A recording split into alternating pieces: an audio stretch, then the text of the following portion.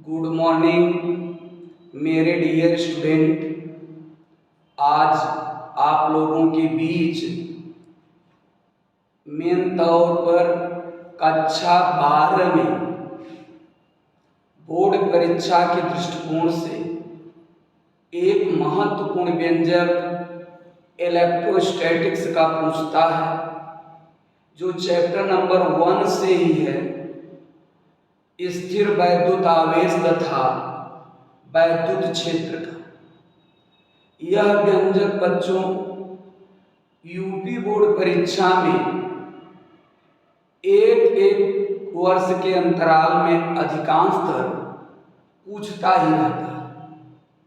अतः मेरे dear student, आप लोग जो भी बच्चे इस वीडियो को देखें, थोड़ा गंभीरता से इस व्यंजक पर विचार करेंगे तो आपको तैयार करने में बहुत ज़्यादा दिक्कतों का सामना नहीं करना पड़ेगा, क्योंकि इस व्यंजक को मैं बहुत ही सुगमता और सरलता से प्रयास किया हूँ कि आपको समझ में आ जाएगा।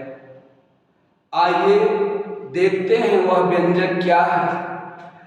व्यंजक है हमारा एक समान वैद्युत क्षेत्र में स्थित वैद्युत द्विध्रुव पर बलयुग्म। लेकिन यूपी बोर्ड परीक्षा के दृष्टिकोण से ये आता कैसे है? एक समान वैद्युत क्षेत्र में स्थित वैद्युत द्विध्रुव पर कार्य करने वाले बलयुग्म के लिए व्यंजक स्थापित कीजिए।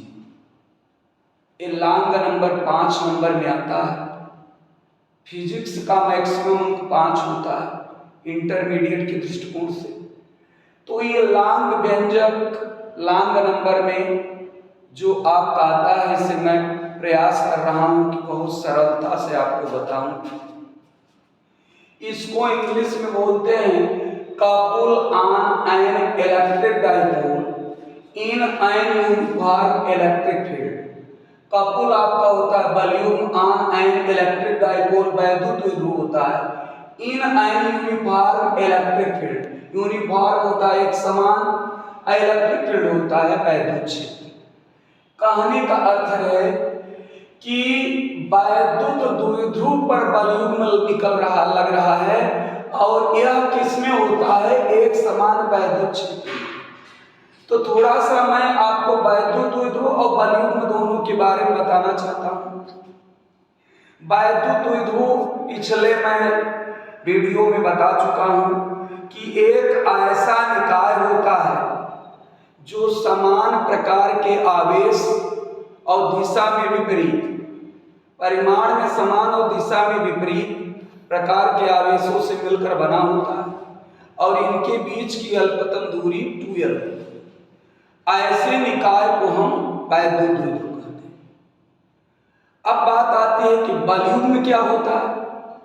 देखिए, बलयुग्म में दो बल का होना जरूरी है और दोनों बल परिमाण में बराबर होनी चाहिए और दिशा में विपरीत होनी चाहिए, और उसके साथ साथ उन दो बलों के बीच की दूरी आपस में बराबर होनी चाहिए।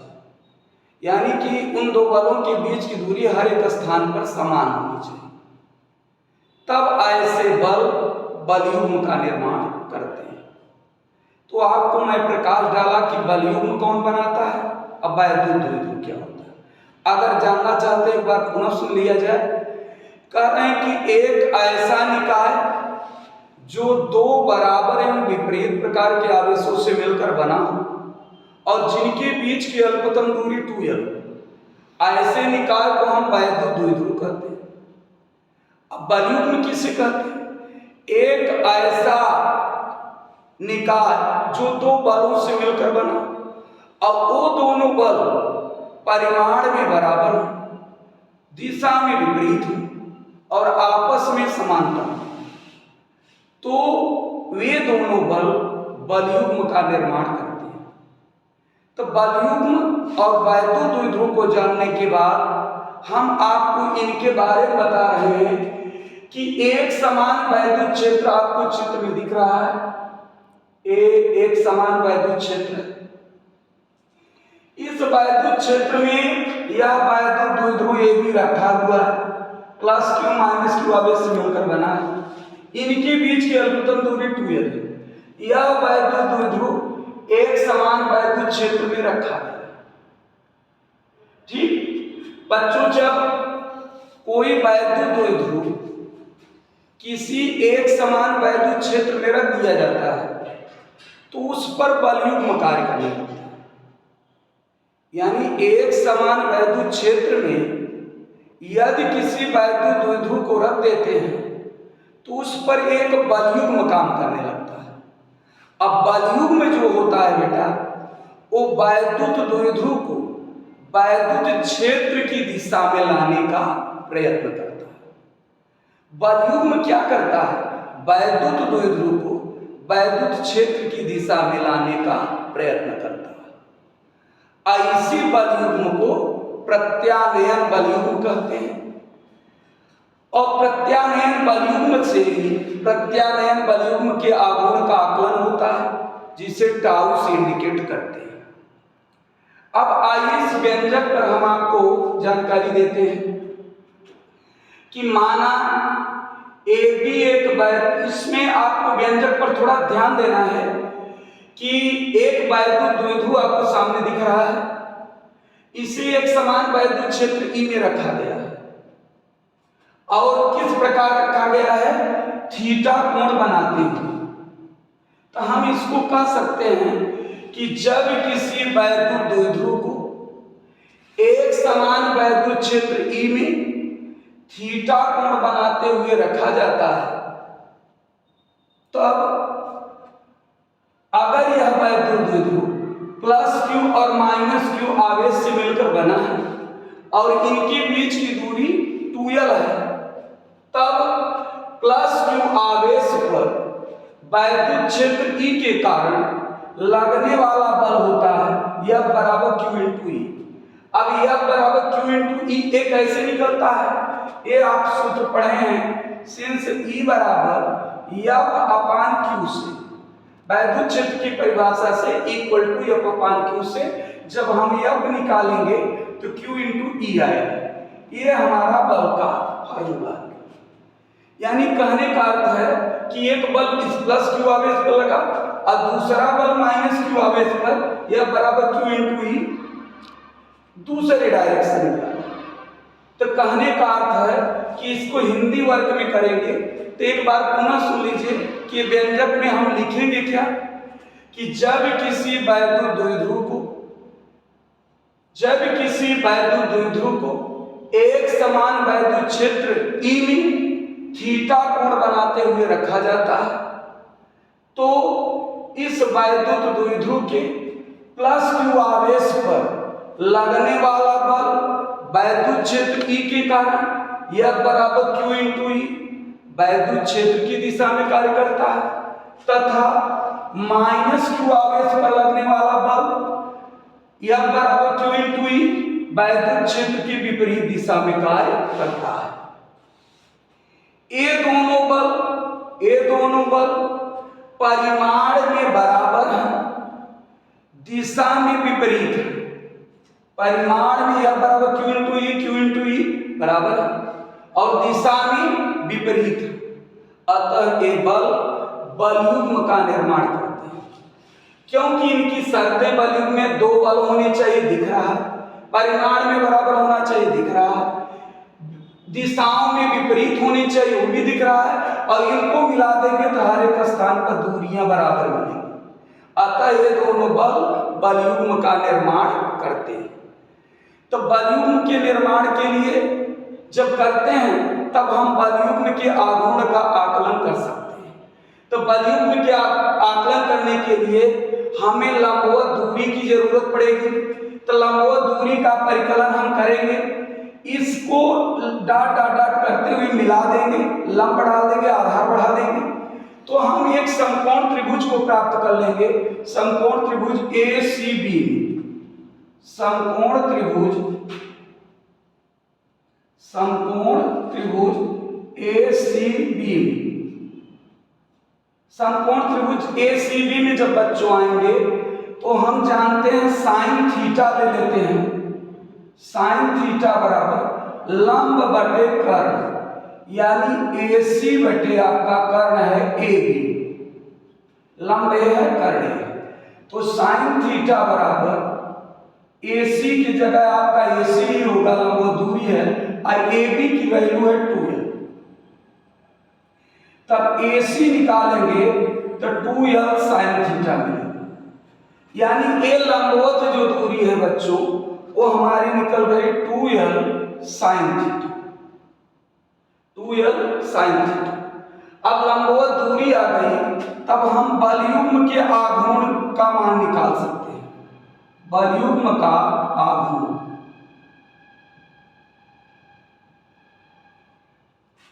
ऐसे हम प्रत्यानयन बलयुग्म का आघूर्ण भी कह सकते हैं। तो प्रत्यानयन आगे हम लगा सकते हैं।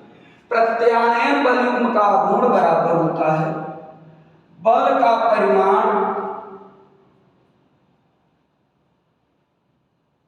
गुणते, बल का परिमाण गुणते दोनों बलों के क्रिया रेखा की लंबवत दूरी।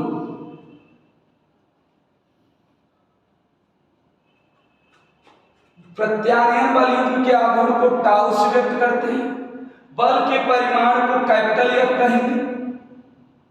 अब दोनों बलों की क्रिया रेखा की लंबवत दूरी को हम AC कहेंगे। इस बल और इस बल की क्रिया रेखा की लंबवत दूरी को हम AC कहेंगे। तो tau equal to F equal to हो जाएगा QE इंटू AC का मान हो जाएगा 2l साइन थीटा। तो टाउ बराबर हमारा मिल जाएगा 2QL, एक में कर देंगे तो वैद्युत द्विध्रुव आघूर्ण हो जाएगा E साइन थीटा। और हम लोगों को पता है कि टाउ बराबर यहाँ टाउ इक्वल टू 2QL की वैल्यू होती है P E साइन थीटा। एक बलयुग्म के आघूर्ण के लिए व्यंजक आ गया। अब सिंस यहाँ पर हमने P का मान 2QL रखा है, क्योंकि हम लोग पढ़े हैं वैद्युत द्विध्रुव आघूर्ण P बराबर होता है 2QL। तो वैद्युत द्विध्रुव आघूर्ण P की जगह 2QL की जगह P रख दिया गया, तो सूत्र बन गया टाउ बराबर PE साइन थीटा। बच्चों, यही एक समान वैद्युत क्षेत्र में स्थित वैद्युत द्विध्रुव पर कार्य करने वाले बलयुग्म के लिए व्यंजक आया है। तो बलयुग्म के लिए व्यंजक जो हमारा मिला है टाउ बराबर PE साइन थीटा, जहां P वैद्युत द्विध्रुव आघूर्ण है, E वैद्युत क्षेत्र है, टाउ प्रत्यानयन बलयुग्म का आघूर्ण है। तो जब ये व्यंजक बच्चों स्थापित हो जाता है तो इससे कंडीशन भी बनती है। कंडीशन क्या होती है कि जैसे हम यहां पर कहेंगे कि यदि यही वैद्युत द्विध्रुव को वैद्युत क्षेत्र के लंबवत रखा जाए, ये वैद्युत द्विध्रुव ऐसे थीटा कोण पर है, इसको वैद्युत क्षेत्र के लंबवत रखा जाए स्ट्रेट लाइन में इस प्रकार। तो जब कंडीशन में आते हैं स्थितियां में कि जब वैद्युत द्विध्रुव को वैद्युत क्षेत्र के लंबवत रखा जाता है तो थीटा का मान 90 डिग्री हो जाता है बच्चों। इस स्थिति में प्रत्यानयन बलयुग्म का आघूर्ण निकालेंगे। प्रत्यानयन बलयुग्म का आघूर्ण, तो प्रत्यानयन बलयुग्म का आघूर्ण मैक्सिमम हो जाता है जब वैद्युत द्विध्रुव को वैद्युत क्षेत्र के लंबवत रख देते हैं तो प्रत्यानयन बलयुग्म का आघूर्ण अधिकतम हो जाता है, यानी टाउ मैक्स हो जाता है। प्रत्यानयन बलयुग्म का आघूर्ण जो होता है वो टाउ मैक्स हो जाता है, यानी यह प्रत्यानयन बलयुग्म आघूर्ण जो होता है अधिकतम हो जाता है। तो अधिकतम हो जाएगा तब tau max equal to PE sine 90 degree. तो कहने का अर्थ है tau max equal to PE sine 90 degree का मान 1, तो tau max equal to PE, यानी अधिकतम बलयुग्म का गुण आपका निकल गया tau max equal to PE. ये स्थितियां नंबर 1 है। अधिकतम बलयुग्म मिल गया tau max equal to P into P. अब दूसरी कंडीशन आती है कि यदि इस वैद्युत द्विध्रुव को वैद्युत क्षेत्र के समांतर ही रख दिया जाए, यदि वैद्युत द्विध्रुव को वैद्युत क्षेत्र के समांतर रख दिया जाए, तो समांतर रखने पर थीटा का वैल्यू होगा 0, तब प्रत्यानयन बलयुग्म का गुण निकलेगा। प्रत्यानयन